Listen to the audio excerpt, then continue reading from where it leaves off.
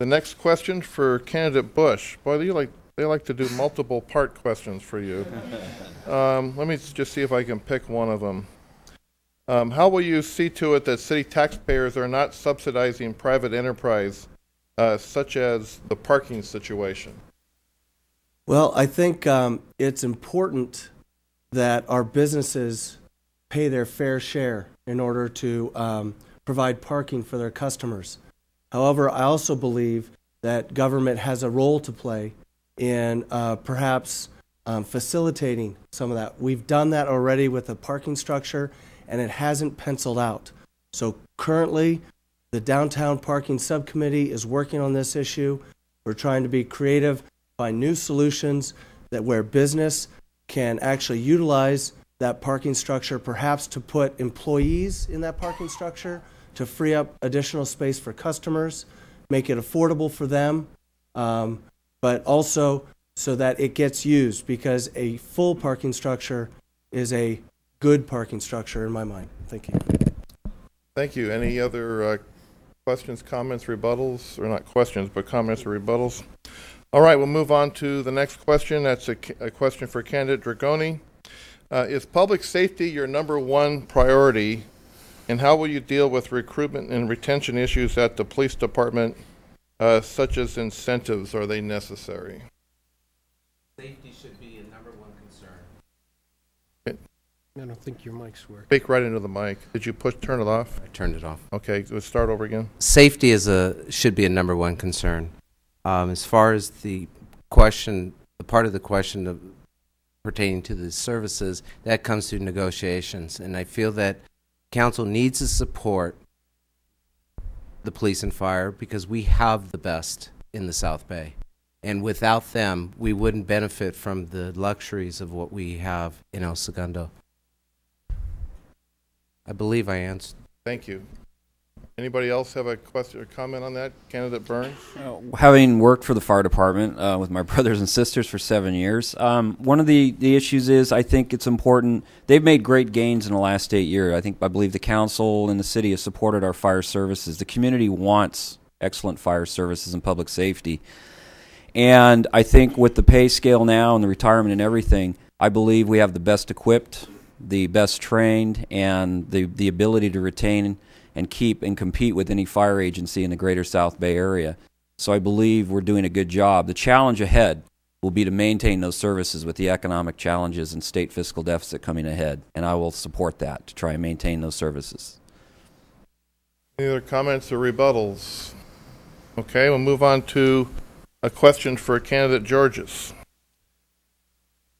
If you were not to be elected to the city council, will you still be active in the community? Of course. I want to, keep on helping with the community. I currently serve with the Cable Advisory Commission. Perhaps I'll move to another commission, or because that's going to expire in October. But yes, I'll still be involved. Thank you. Anybody have a comment on whether he'll be involved or not? All right, just a little levity. I don't know. Okay, candidate Topar, the next question is for you.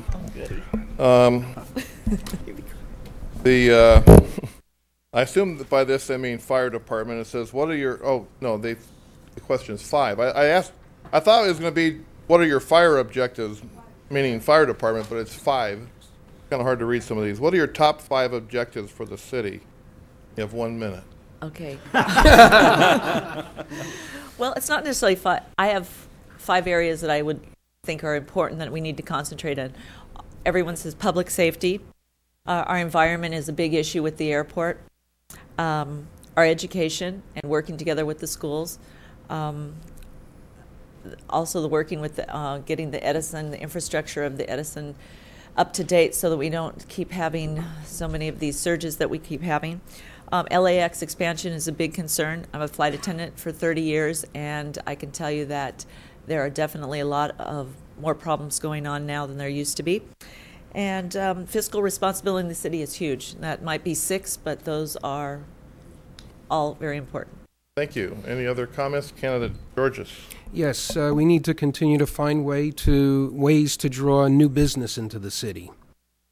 And that's... Okay. Any other comments? Okay. The next question is a question for Candidate Bryan.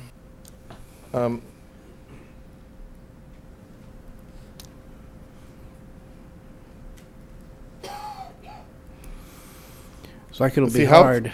Excuse me? Looks like it'll be hard. Well, it's all these multiple part questions that don't lend themselves to a 1 minute answer. How closely do you think our school's financial needs and the city's general fund are tied together? That's the whole question? That's the way I've pared it down. Okay. Could you read that again, please? How closely do you think our school's financial situation or needs and the city's general fund are tied together? Well, I don't think they're tied together really at all. The school districts are going to have some good years and some bad. I've had 6 bad years in the last 28 as superintendent. Don't plan to have another one. And the city is making an annual contribution in that joint powers agreement of $250,000 plus additional services made available to the school district. So what's going on with the school district and the city are not directly tied together.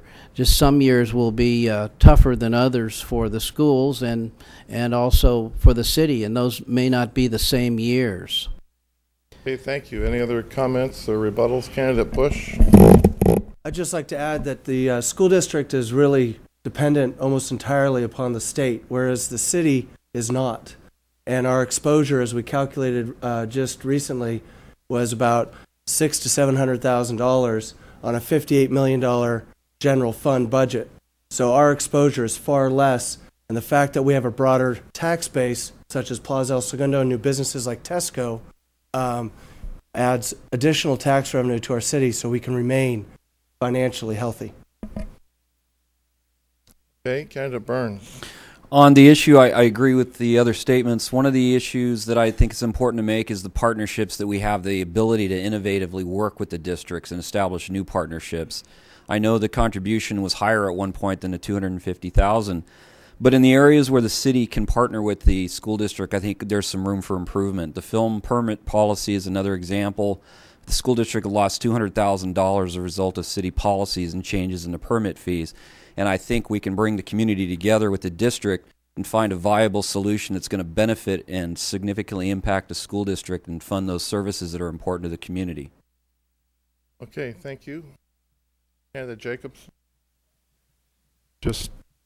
I know the school district has been receiving much less funds, but the city has not changed any of their permit fees or any fees for the policies for the filming industry so far. So I'm not sure why they are losing it, whether it's unattractive now or what, but their fall in fees is not due to the city policy yet.